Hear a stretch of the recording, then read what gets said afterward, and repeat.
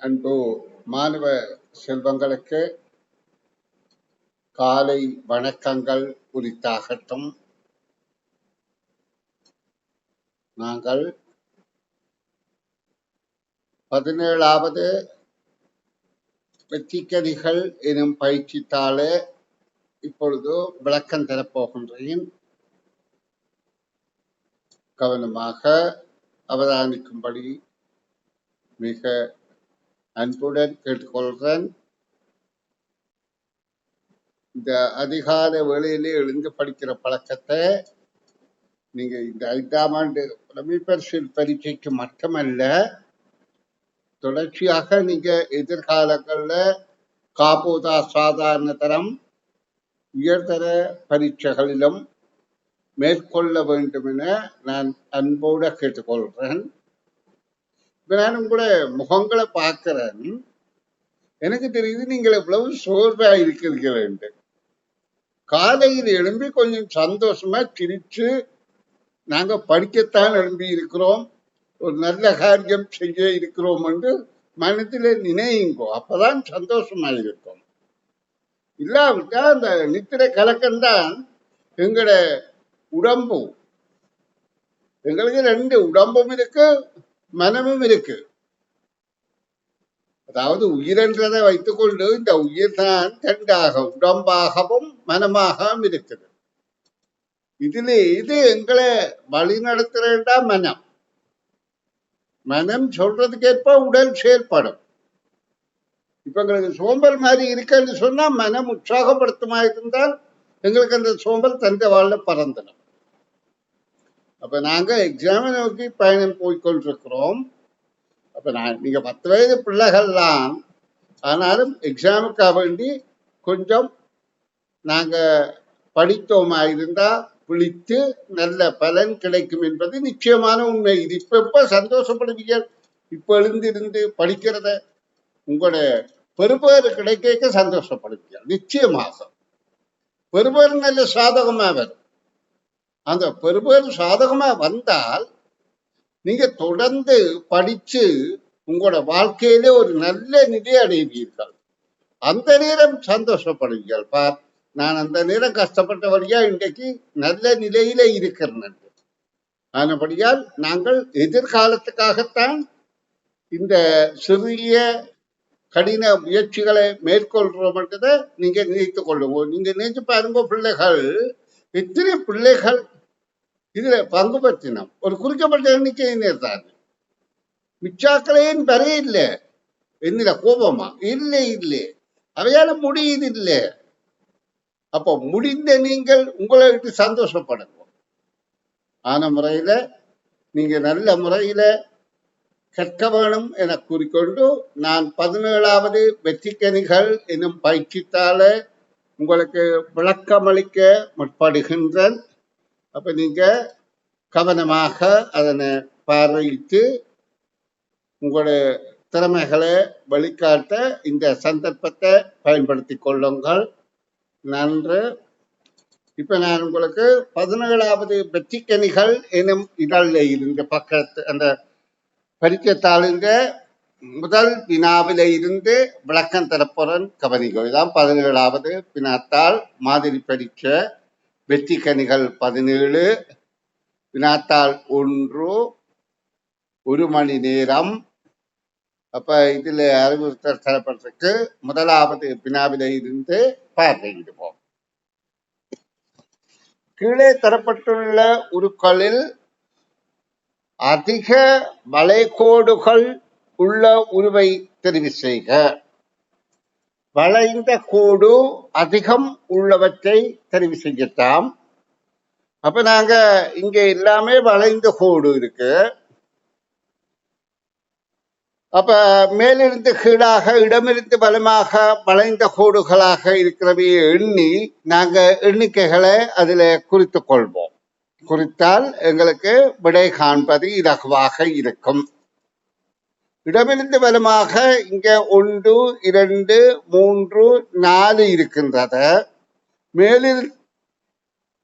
மேலிருந்து கீழாக 1, 2, 3, 4 இருக்கின்றது. அப்ப இதுல 8 வளைகோடுகள் இருக்கின்றது. இதுல மூலத்திசையில 1 2 3 4 இருக்கின்றது, இதுல 2 இருக்கின்றது, அப்ப 6 இருக்கின்றது. இதுல ஒவ்வொன்றிலையும் 1 2 1 2 இப்படியாக 1 2 3 4 5 6 இருக்கின்றது. அப்ப 6 2 12 மொத்தம் இருக்கின்றது. இப்ப அதிக வளைகோடுகள் கொண்ட ஒருதான் கேட்கப்பட்டது. அப்ப கேள்விக்கான விடை 3வது விடை. இனி நாங்கள் அடுத்த கேள்வியை பார்ப்போம். அடுத்த கேள்வியில கேட்கப்படுகின்றது, கீழே தரப்பட்டுள்ள உருக்களில் குறைந்த நேர்கோடுகள் உள்ள உருவை தெரிவு செய்க. இங்க குறைந்த எண்ணிக்கையில நேர்கோடு எந்த உருவத்திலே இருக்கின்றது என கண்டுபிடிப்போம். இது வடிவங்கள். அப்ப இதுல நாங்க நேர்கோடுகளை எண்ணி பார்ப்போம். முதல் கிடையான கோடுகளை எண்ணுவோம், பிறகு நிலைக்குத்து கோடுகளை எண்ணலாம். கிடையான கோடுகள் 1 2 3 4 5 6 7 8. அப்ப கிடையான கோடுகள் 8. நிலைக்குத்தாக 1 2 3 4 5 6 7 8. அப்ப நிலைக்குத்தாகவும் 8 கோடுகள் இருக்கின்றது. நல்லா கவனித்துக் கொள்ளுங்க. 1 2 3 4 5 6 7 8. அப்ப 8 மற்றும் 16 கோடுகள் இதில் இருக்கின்றது இந்த வடிவத்தில். இனி இரண்டாவது விடைக்குரிய வடிவத்தை பார்ப்போம். இதுல கிடையாக இருக்கிற கோடு 1 2. அதாவது தனித்தனி எண்ணக்கூடாது, ரெண்டும் சேர்ந்ததான். அப்ப கிடையாக 2, நிலைக்குத்தாக 1 2 3. இனி சாய்கோடுகள் நாங்க 2 வகையான சாய்கோடை பார்ப்போம். ஒன்று வடகிழக்கும் தென்மேற்குமான சாய்கோடை பார்ப்போம். அப்படி அதாவது அந்த மாதிரி பார்க்கின்ற போதுதான் எண்ணிக்கை சரியாக அமையும். அப்ப இங்க பாருங்க, 1 2 3. அதே மாதிரி வடமேற்கு தென்கிழக்கு திசையில உள்ள இந்த மாதிரி உள்ள கோடுகளை பார்ப்போம், நேர்கோடுகளை. 1 2 3. அப்ப 3. அப்ப மொத்தம் 12 கோடுகள் இருக்கின்றன. ஆனா இப்ப அதிக எண்ணிக்கை தானே கேட்கப்படுது. இப்ப இதுல கிழப்பட்டவர்களும் குறைந்த நேர்கோடுகள், குறைந்த நேர்கோடுகள் என்றால் 2வது விட பொருத்தமாக இருக்கின்றது. இனி நாங்கள் அடுத்த வினாவையும் அடுத்த வடிவத்தையும் பார்ப்போம். அதுல நிலைக்குத்து கிடைக்கோடுகள். கிடைக்கோடுகள் 1 2 3 4 5. நிலைக்குத்து கோடுகள் 1 2 3 4. அப்ப மொத்தம் 9. இதுல 9, இதுல 12, இதுல 16. அப்ப இங்க குறைந்த நேர்கோடுகள் என்று கேட்கப்பட்டபடியால் 3வது விடைதான் பொருத்தமானது. இனி நாங்கள் அடுத்த வினாவை பார்வையிடுவோம். கீழே உள்ள வாக்கியங்களில் சரியாக எழுதப்பட்டுள்ள வாக்கியத்தை தெரிவு செய்க. இந்த வாக்கியங்கள்ல எது சரியாக எழுதப்பட்டிருக்கின்றது நாங்கள் பார்ப்போம். நானும் இனி பென்சிலை போல் வாழ்வேன். இது ஒரு பாட புத்தக பயிற்சியின், அதாவது பாடப்புத்தக பாடப்பரப்பின் ஒரு பகுதி. அதுல இருந்து தெரிந்தெடுத்த வினா. நானும் இனி பென்சிலை போல் வாழ்வேன். அதாவது பாட்டி பெஞ்சில் இந்த நற்குணங்களை உபமானமாக கூறி ஒரு பிள்ளைய நல்வழிப்படுத்தும் கதை. அடுத்த வாக்கியம், நானும் எனி. எனி என்றது பேச்சு வழக்கு சொல்லிய ஒழிய எழுத்து வழக்கு சொல் அல்ல. அப்ப அந்த விடை பொருந்தாது. நானும் அப்புறம். அப்புறம் என்பதும் பேச்சு வழக்கு சொல். அப்ப எழுத்து வழக்கில உள்ளது நானும் இனி பெஞ்சிலை போல் வாழ்வேன் என்பதுதான். இனி நாங்கள் அடுத்த வினாவை பார்ப்போம். இலங்கையின் முழு பிரதேசங்களையும் ஆங்கிலேயர் ஆட்சிக்குட்படுத்திய ஆண்டு எந்த நூற்றாண்டில் எத்த சாப்தத்தில் அடங்கும்?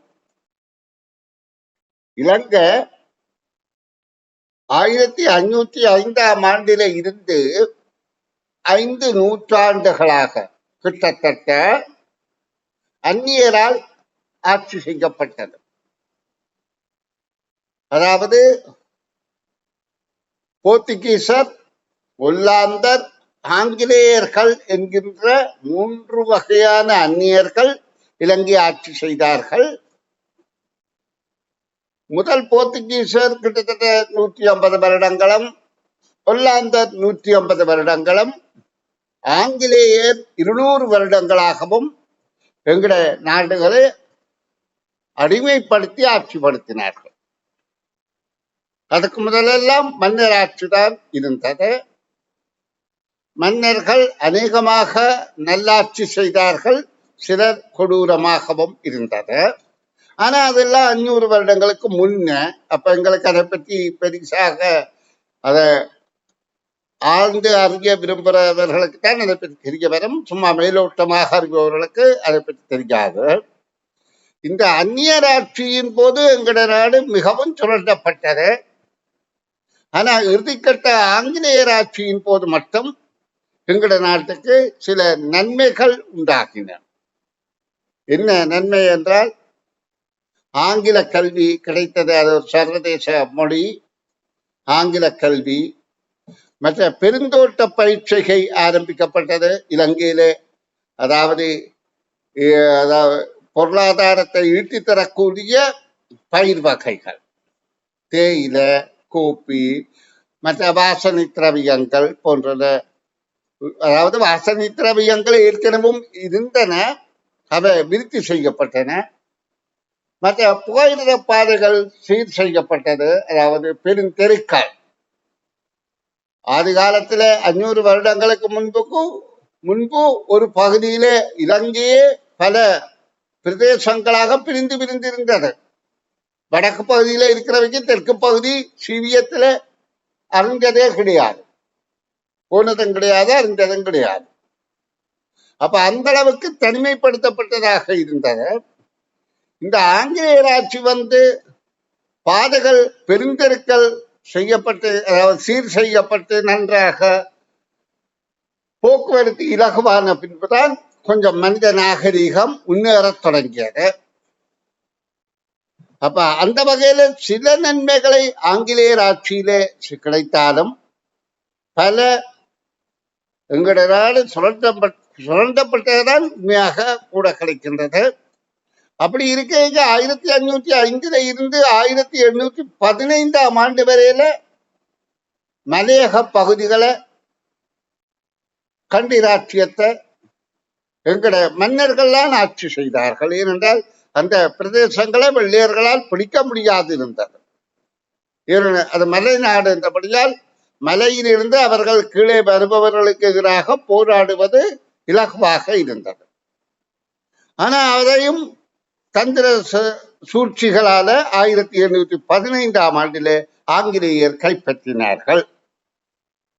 1815 எத்தனையாவது 100, எத்தனையாவது 10 என்பதுதான் இங்க கேள்வி. எந்த நூற்றாண்டு, எந்த 10 எத்தசாப்தத்தில் அடங்கும்? 10 என்பது இங்க பாருங்க, இது 15 என்றபடியால், அதாவது 11 இருந்து, அதாவது 10 இருந்து 19 வரையில முதல் தசாப்தம் என்பது 1 இருந்து 9 வரைக்கும் முதல் தசாப்தம்.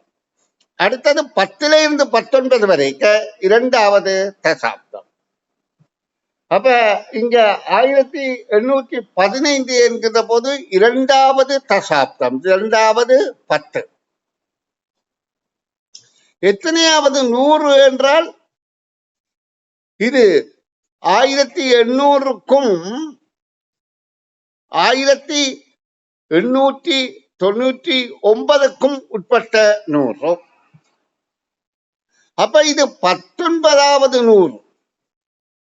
18 தாண்டி 19வது 100. அதாவது முதலாவது 100 வந்து 1 இருந்து 99 வரைக்கும் தான் முதலாவது 100. 2வது 100 100 இருந்து 199 வரைக்கும் 2வது 100. அப்ப இது 19வது 100 என்றபடியால் 19ஆம் நூற்றாண்டு. அப்ப இதுல 19ஆம் நூற்றாண்டு 2வது தசாப்தம் விட 2வது விடையாக இருக்கின்றது. இனி நாங்கள் அடுத்த பக்க வினாக்களுக்கு விடை காண முயற்சிக்க போகின்றோம். இப்ப நான் இங்க உங்களுக்கு பயிற்சித்தாள்களை காண்பித்து விடைகளை வழங்குகின்ற போது நீங்கள் அதில மிகுந்த கவனம் செலுத்தி விளங்கிக் கொள்ளுங்கள். அப்பதான் உங்களுடைய ஆற்றலை நீங்கள் வளர்த்துக் கொள்ளக்கூடியதாக இருக்கும். இப்பொழுது நாங்க 2வது பக்கத்தை பார்வையிடுவோம். ஒரு வீட்டின் மாதிரி படம் கீழே தரப்பட்டுள்ளது. அதனை கருத்தில் கொண்டு 5, 6 ஆகிய வினாக்களுக்கு விடை தருக. இது ஒரு வீடு.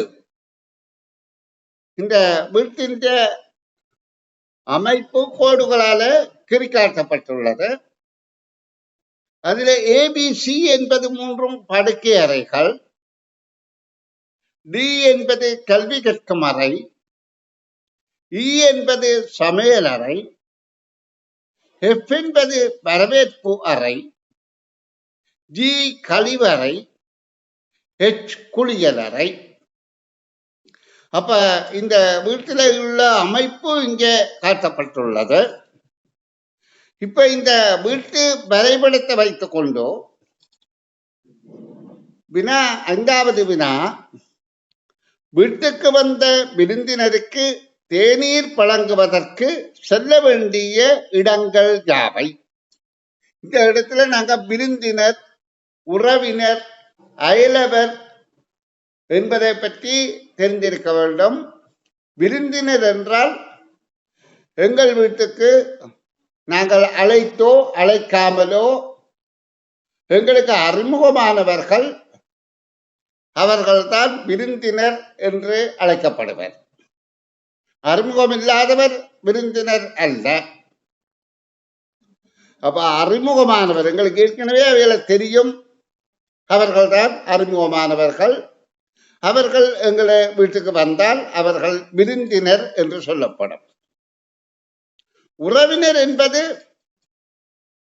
எங்களுக்கு அம்மா அப்பா இருக்கிறார்கள், அவர்கள் 2 பேர் வழியாலையும் பல வகையில உறவுகள் இருக்கும். அம்மாட அப்பா அம்மா அல்லது அவைய சகோதரங்கள், அம்மாட சகோதரங்கள் என்று சொல்லி பல வகையில உறவுகள் இருக்கும். அவை உறவினர்கள். அப்பா வழியிலேயும் இதே மாதிரி உறவினர்கள் இருப்பார்கள். அப்ப விருந்தினர்கள் உறவினர்கள். மற்ற அயலவர்கள் என்று சொல்றது, நாங்கள் வாடகை வீடுகள்ல இருந்தால் பல வீடுகள்ல இருப்போம். அப்ப அயல்ல இருக்கிறவர்களோடு நாங்கள் நன்றாக அவையோட நாங்கள் சிநேகமாக இருப்போம். அப்ப அவர்களை நாங்கள் அயலவர்கள் என்று சொல்லப்படும். இது தவிர்த்த சிநேகிதர்கள் என்பது ஏற்கனவே நான் விருந்தினர்கள் என்று சொல்லப்பட்ட அழைப்பில வரும். அதாவது சிநேகம், நட்பு, நாங்க தொழில் செய்கிற இடத்துல, படிக்கிற இடத்துல உருவாகின்றதால் நட்புகள். மற்ற சகபாளி என்பது வகுப்பிலே ஒன்றாக படிப்பவர். இப்படியாக நாங்கள் எங்களுக்கு அறிமுகமானவர்கள், எங்களுக்கு தெரிந்தவர்களை பிரித்து கொள்ளலாம். அப்ப இங்க வீட்டுக்கு வந்த விருந்தினருக்கு தேநீர் வழங்குவதற்கு செல்ல வேண்டிய இடங்கள் நிச்சயமாக சமையலறை செல்ல வேண்டும். ஏனென்றால் சமையலறையில் தான் தேநீர் தயாரிப்பதற்கு சகல பொருட்களும் இருக்கும். மற்ற வரவேற்பறைக்கு செல்ல வேண்டும். ஏனென்றால் விருந்தாளி வந்த விருந்தினர் வரவேற்பறையில் தான் இருப்பார். அப்ப இஎஃப் என்பதுதான் இதற்கு பொருத்தமான விடை. இங்க முக்கியமாக விருந்தினர் வீட்டுக்கு வந்தால் அவர்களுக்கு தேநீர் தயாரிப்பதற்கு சமையலறை போகணும். அவர்கள் அதாவது வீட்டின் முன்பகுதியாக இருக்கிற வரவேற்பறையில இருப்பார்கள். அவர்களுக்கு அதை கொடுத்து அவர்களோட அளவலாவதற்கு நாங்க இஎஃப் என்கின்ற இரு இடங்களுக்கு செல்லுதல் வேண்டும். ஆறாவது வினா, ஒரு மாணவன் காலையில் எழுந்து காலை கடன்கள் கழித்து குளித்து பாடசாலை செல்வதற்கு ஆயத்தம் செய்ய வேண்டிய முறையே செல்ல வேண்டிய இடங்கள். இந்த வினாக்கள்ல நீங்க கவனிக்கணும் பிள்ளைகள். இந்த முறையே என்று சொல்ல, முறையே என்றால் எது முதலாவது, எது இரண்டாவது, எது மூன்றாவது, எது நான்காவது என்பதை ஒழுங்கில வெளிப்படுத்துறதுதான் முறையே. அப்ப ஒரு மாணவன் காலையில எழுந்து எழுகிறது என்றால் அவன் படிக்க அறையில இருந்தால் எழ வேண்டும். காலக்கடன்களை கழித்து, அதாவது அவன் காலையில மலசலம் கழித்தலைத்தான் காலை கடன்கள் என்று சொல்லப்படுகின்றன. அதற்கு அவன் கழிவறைக்கு செல்லுதல் வேண்டும். குளித்து அதற்கு குளியல் அறை. பாடசாலை செல்ல ஆயத்தமாக வேண்டும் என்றால் அவன் புத்தகப்பை எடுக்க வேண்டும். புத்தக பையில அன்றாடம் தேவையான பயிற்சிகள் ஏற்பாடு செய்ய வேண்டும். அப்ப அதற்கவன், அதாவது அவனுக்கு கல்வி கற்கும் அறை இருக்கின்றது, அந்த அறைக்கும் செல்லுதல் வேண்டும். இங்க முறையே என்று சொன்னபடியால் முதலாவது அவன் நித்திரையால் எழுந்திருப்பது படுக்க அறையிலே இருந்து அது இந்த ஏபிசி என்ற மூன்றிலே ஒன்றாக இருக்க வேண்டும் முதலாவது. அப்ப நாங்க பார்க்கிறோம் இது ஜி என்று ஆரம்பிக்குது. அப்ப இந்த விடை பொருந்தாது என்பதை கவனித்துக் கொள்ளுங்கள். அப்ப இது ரெண்டும் ஏ அல்லது சியிலே ஆரம்பிக்கிறபடியா இரண்டும் படுக்கையற பொருந்தக்கூடியது. அடுத்தவன் கழிவறைக்கு செல்லுதல் வேண்டும். கழிவறை என்பது ஜி. அப்ப இங்கே ஜி இருக்கின்றது, இங்கே திரும்ப படுக்கையறை இருக்கு. அப்ப இந்த விடையும் பொருந்தாது. அடுத்தது ஹெச்டி சரியாண்டு பார்ப்போம்.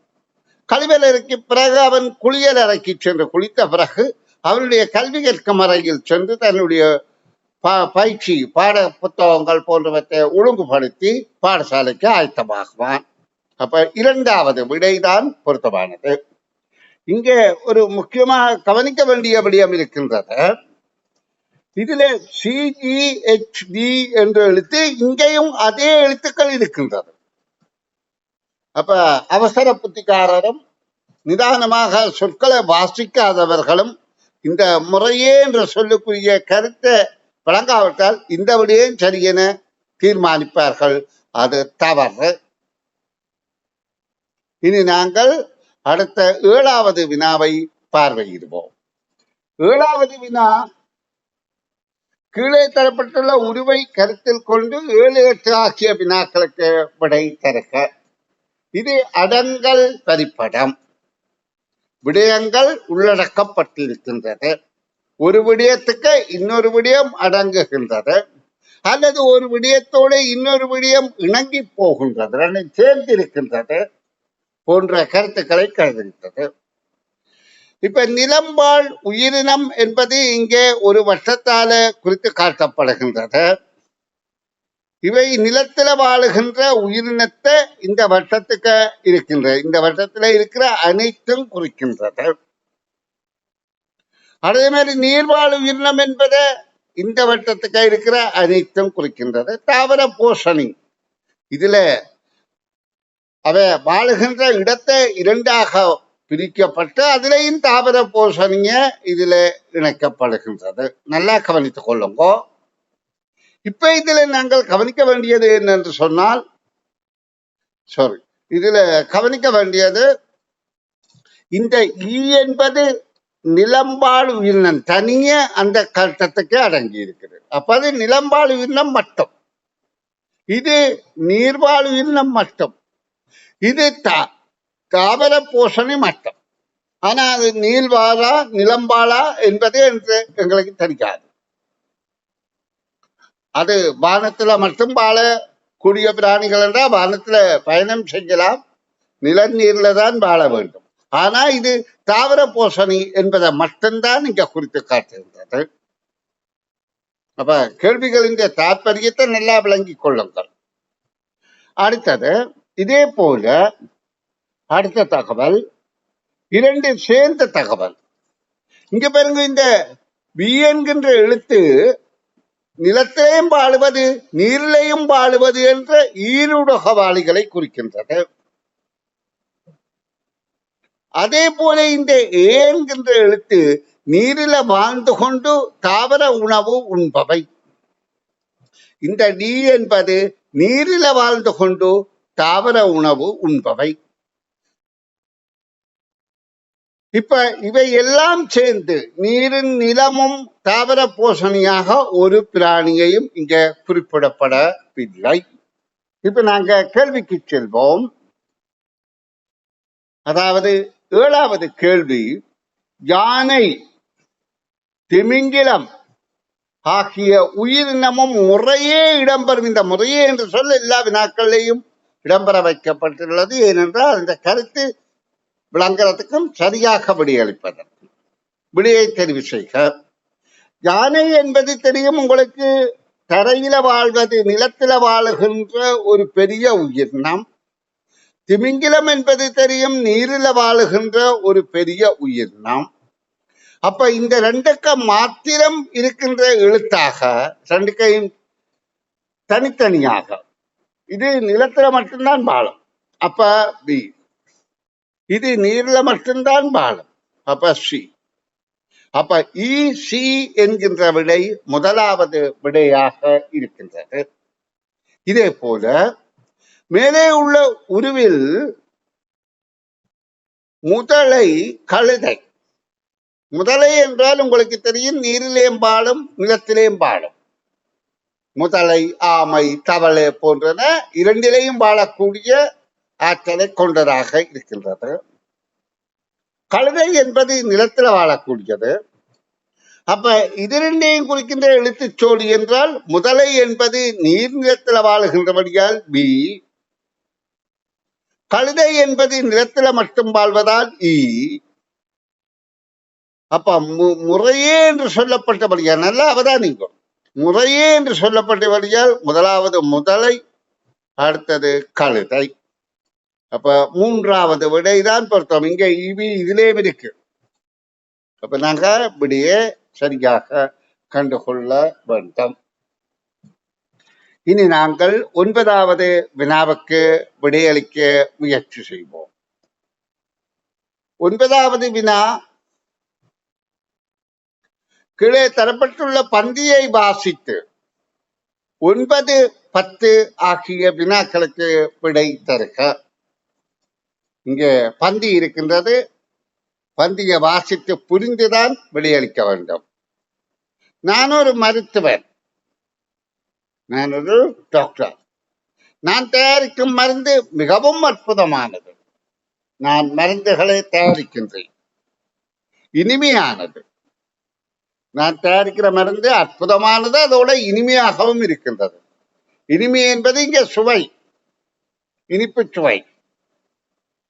இனிமை என்பது கேட்பதற்கு ரதமாக இருப்பதும் இனிமைதான். அப்ப இனிப்பானது என்று சொல்லல, இனிமையானது என்று இங்கு சொல்லப்பட்டுள்ளது.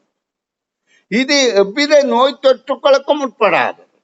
நான் தயாரிக்கிற மருந்துல வேற வகை நோய்கள் தொற்றி அதனூடாக வருவதற்கு இதுல சாதகம் இல்லை.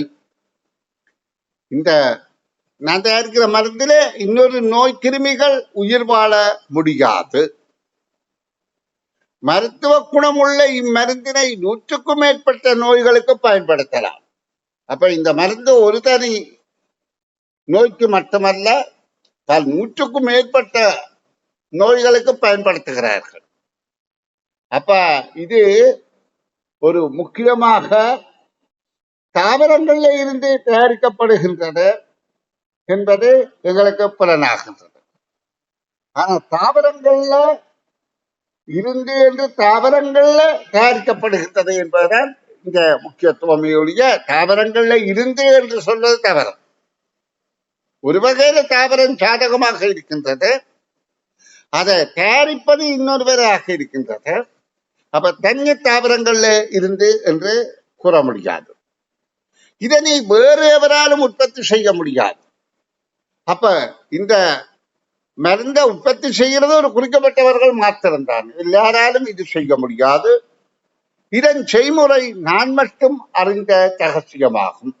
இந்த மருந்தை செய்கின்ற எனக்கு மட்டும்தான் தெரியும் என்று இந்த பந்தி அருமையாக சொல்லுகின்றது. அத்த விவரணம் என்பது இங்க கூறப்படுகின்ற விடயம். இவ்விவரணம் கூறியது யாது? யார் இந்த யாது என்பதை விட யார் என கேட்பதுதான் சரி. ஏன் யாது என்றால் இது யாது என்பதற்கு கருத்து இல்லாமல் இருக்கின்றது. அப்ப யார் என கேட்டால் தேனி என்பது விடையாகின்றது. இதன் செய்முறை நான் மட்டும் அறிந்த ரகசியம் என்று கூறியதன் ஆதாரம் என்னென்றால், இந்த தேனீக்கள் பூக்களில் இருந்து பெற்று வந்து தேன் கூடுகளில் சேகரிக்கின்றது. அதாவது பூக்கள்ல சேகரிக்கின்றது, தேன் கூடுகள்ல சேமிக்கின்றது. சேகரிக்கும் போதும் சேமிக்கும் போதும் அது சேகரிக்கும் போது தான் அதை உறிஞ்சி எடுத்து திரும்ப கொண்டு வந்து சேமிக்கிற இடத்துல உமிழ்ந்து சேகரிக்கின்றது, அதாவது சேமிக்கின்றது. அப்ப இந்த சேகரிக்கிற போதோ சேமிக்கிற போதோ அது உமிழ்ந்தாலும் அதோட அதனுடைய எச்சில் கலக்கவில்லை என்பதுதான் இங்கே சிறப்புக்குரிய விடையாகும். உமிழ்ந்து கக்கினாலும் உமிழ்நீர் கலவாத மருந்து என்பதுதான் இதுல மிக சிறப்புத்தன்மை. அதனாலதான் நான் சொல்லுது, மற்ற இந்த ஜீவராசிகளும் பிராணிகளும் உமிழ்ந்து கக்கினா அதோட எச்சில் சேரும், உமிழ்நீர் சேரும். ஆனா நான் அப்படி இல்லை. தேனை தாவரங்கள்ல இருந்து சேகரிக்கிறேன், கொண்டது கூட்டில சேமிக்கிறேன். ஆனால் என்னுடைய உமிழ்நீர் அதில கலப்பதில்லை. அதனாலதான் அதில் எந்த கிருமியும் இருக்காது. அப்ப முதலாவது விடைதான் பொருத்தமானது. இனி நாங்கள் 11வது வினாவை பார்வையிடுவோம். 108ஐ 3 தடவை கூட்டி, அப்ப 108 3 தடவை கூற்று என்றால், சாரி 108 3 தடவை கூற்று என்றால் மீள மீள ஒரே எண்ணை கூட்டுவதை நாங்க பெருக்கல் என்றும் சொல்லலாம். இத 3 தரம் கூட்டினா என்ன, அல்லது 108 3ஆல பெருக்கினாலும் ஒரே விடைதான் பெறும். அதாவது மீள மீள கூட்டல் என்றால் பெருக்கல்.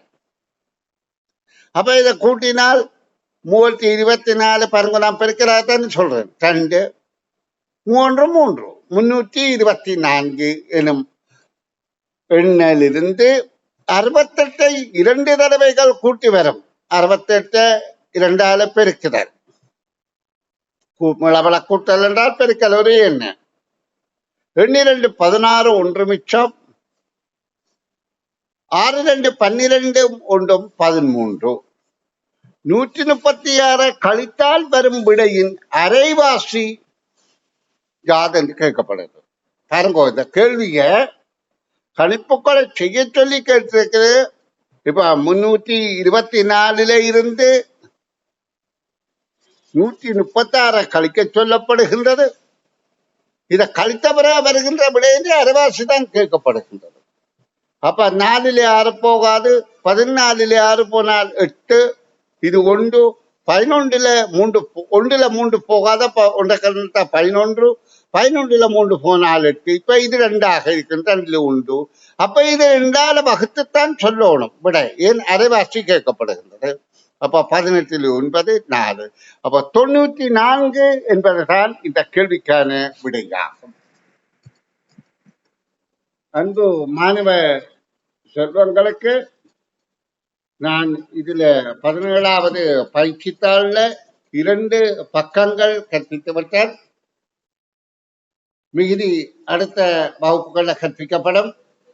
இன்னும் விரல் விட்டு எண்ணக்கூடிய நாட்களுக்கு வகுப்புகள் நடைபெறும். எப்ப வகுப்புகளை நிறுத்த வேண்டும் என்று அறிவுறுத்தல் வழங்குகின்றதோ அதுக்கு பிறகு வகுப்புகள் நடைபெறாது. நீங்கள் பரீட்சைக்கு சென்று பரீட்சையை செய்து வந்த பின்பு பரீட்சைத்தாள்கள் எங்களுக்கு கிடைக்குமாக இருந்தால் அந்த பரீட்சைத்தாள்கள்ல விடையளித்த சரியான விடைகளை நீங்கள் அதுல ஊகித்து நீங்கள் பிழையான விடையும் சரி என்று தானே விடையளிப்பீர்கள். ஆனா இப்ப நாங்கள் ஓரளவு அதை கிரகித்து செய்கிற போது அதாவது கொஞ்சம் ஆறுதலாக அந்த கேள்விகளை பார்த்து சரியான விடைகளை தெரிவு செய்த பிறகு உங்களுக்கு அந்த விடைகளை பற்றிய வகுப்புகளை சில வேளைகளில் நடத்தக்கூடியதாக இருக்கும். அப்படி நடத்துகின்ற சந்தர்ப்பத்தில் நான் உங்களுக்கு லிங்க் அனுப்பி சூம் லிங்க் அனுப்பி அந்த வகுப்புகள்ல அந்த செய்த அரச பரீட்சைத்தாள்கள் கிடைத்தால் நிச்சயமாக உங்களுக்கு விடை காண்ட விளக்கங்களையும் நீங்கள் எப்படி விடையளித்திருக்கிறீர்கள் என்பதை நீங்க பார்த்து உங்களை கிரகித்துக் கொள்ளக்கூடியதாக உங்களை அறிந்து கொள்ளக்கூடியதாக இருக்கும். ஏனென்றால் எல்லா கேள்விக்கும் நீங்க விடையளிக்கிற போது பிழையான விடையளித்தாலும் சரியென நினைத்துத்தான் விடையளிப்பீர்கள். அதான தவறு. அப்ப நீங்க அந்த விடயத்துல மிக கவனமாக இருங்கோ, கவனமாக விடையறியுங்கோ. அப்ப பரீட்சைக்கு பின்பும் நான் உங்களை சந்திக்கக்கூடியதாக இருக்கும். பிறகு உங்களோட பெறுபேறு அறிந்த பிறகும் நான் உங்களை சந்திப்பதற்கு நிச்சயமாக காத்திருப்பேன். ஏனென்றால் உங்களுடைய பெறுபேறுகளை கொண்டு உங்களை ஊர் உங்களோட சூழல் உங்களை வாழ்த்துகின்ற போது பாடசாலைகள் எல்லாம் மிகவும் சிறப்பாக வாழ்த்துவார்கள். அதை நினைத்து இப்ப பழியுங்க. இப்ப நீங்க செய்கிற முயற்சி தான் உங்களோட பெறுபேரை தீர்மானிக்க போகின்றது. இப்ப சோம்பேறித்தனமா இருந்தால் பெறுபேறு சோம்பேறித்தனமா தான் வரும். அப்ப நீங்க இப்ப செய்கிற முயற்சியில கிடைக்கின்ற பெறுபேருக்கு கிடைக்கப்பெறுகின்ற பாராட்டுக்கள் அது உங்களுக்குரியது, உங்களுடைய எதிர்காலத்தை நிர்ணயிக்கிறது.